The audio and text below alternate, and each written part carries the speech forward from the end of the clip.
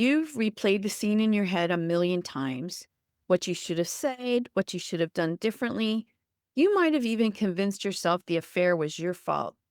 If you had just given him more time, more attention, more experiences, maybe he wouldn't have cheated. Today, we're going to change that thinking with 5 tools to go with each of these stages. Because here's the truth, we're starting from the behavior is their responsibility, not yours. By the end of this video, you will have some tools that you can use the very next time that thought shows up. Point number 1, recognize the negative thought. So this is how it goes. The negative thoughts are automatic. They fire before you even notice them. The first skill is simply catching the thought and naming it, because you can't change a thought you haven't noticed. So let me walk you through this. You have a trigger, something that happens, and then you have a thought that follows. It's never trigger and then you blow up. It's trigger and a thought.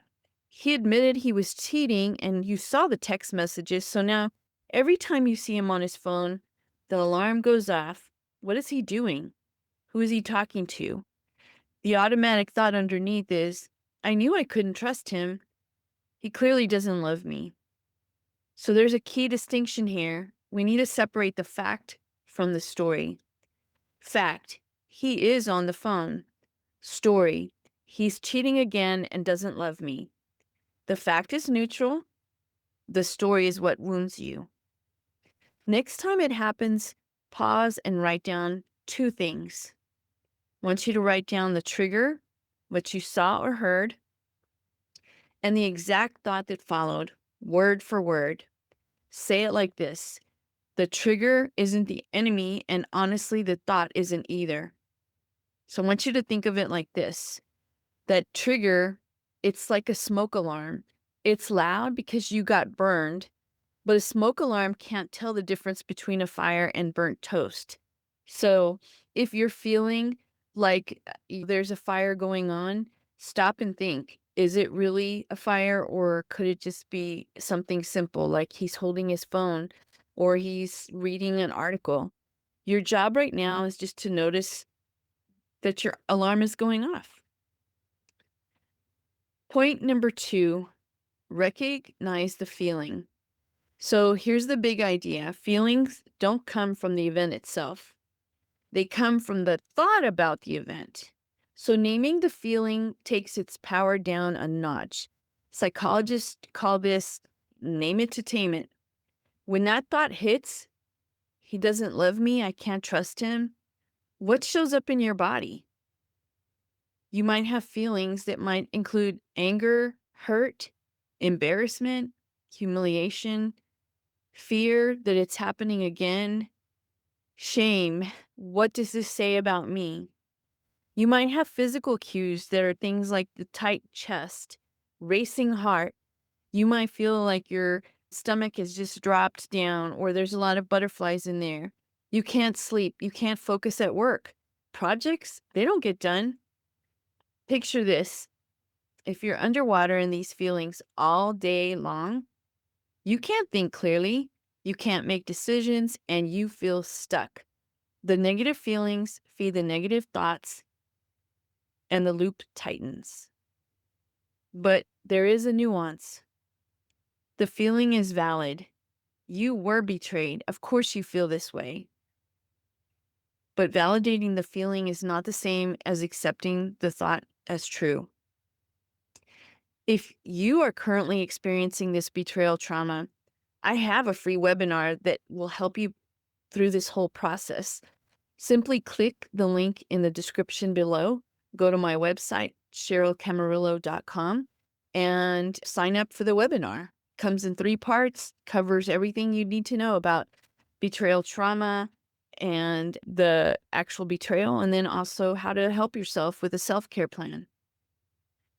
So here's point number 3. Notice how you react. So you had this trigger that caused a thought. You had this thought, a negative thought, that led to feelings, negative, hurtful feelings that led to a reaction. The reaction is where the damage multiplies and it is the first place in the chain where you have a real immediate control. Let's look at your common reactions honestly, without shame. Yelling, blaming, throwing things, telling him to leave, throwing away his favorite object, threatening divorce in the heat of the moment, grabbing his phone, interrogating him, saying you'll never see your kids. I mean, it gets really rough. So I want you to have a reframe here. The reaction, it feels justified and it's certainly understandable, but ask, did it get me what I actually needed when I did that? Or did it just escalate the night? Well, it didn't solve any problems. So here's a tool. I want you to use the pause protocol. Number one, stop. Literally stop talking or leave the room. Number two, take one slow, deep breath. In for 4, out for 6.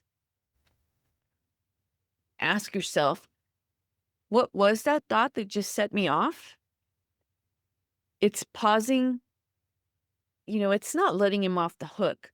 It's just refusing to let his choices pull you into a version of yourself you don't recognize.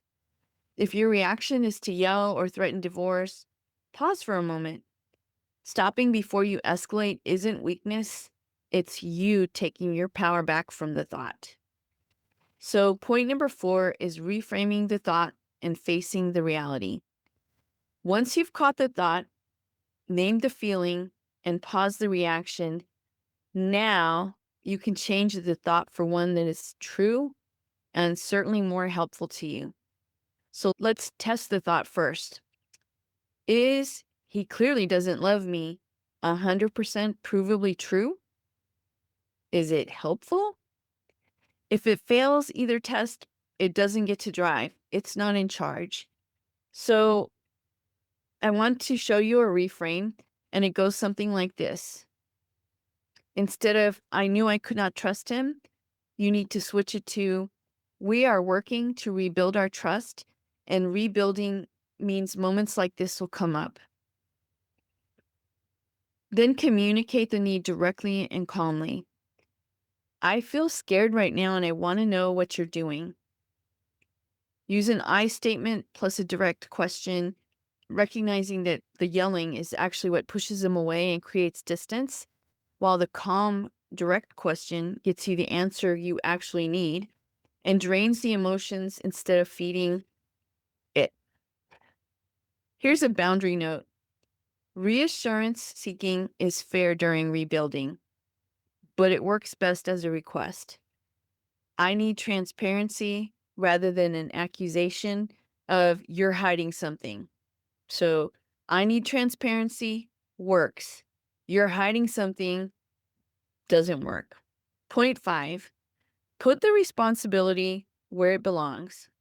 Here's the idea. This is the point that the whole title hangs on. Even if you had changed, been more available, planned more experiences, been the perfect partner in every way, cheating was still his decision.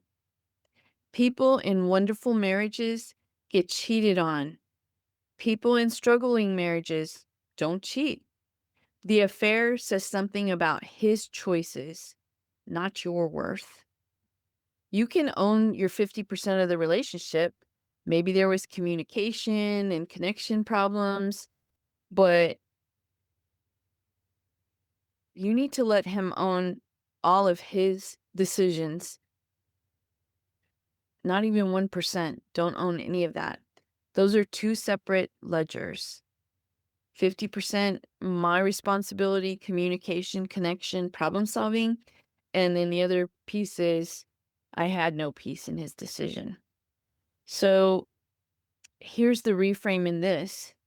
Self-compassion replaces, if I had just changed, he wouldn't have cheated, with, I couldn't have controlled his choices. I can control how I heal. This is why these 5 skills above work. They put your mind back in your hands, which is the only territory that was ever yours to begin with. You could have been more of everything, and he still had 100 chances to choose differently. He chose. That's his to carry. Your job is to carry your healing, not his choice. So, using this framework or this set of ideas, I want you to use this to help you identify where you are in this process and then looking for which of these tools can help you respond to your thoughts and feelings and then communicate better with your spouse. But what if you feel like you have to check every single thing your spouse does? The phone, the location, the receipts, even while you're working on the relationship? Click this next video to figure out why you feel obsessed with checking and how to get past it.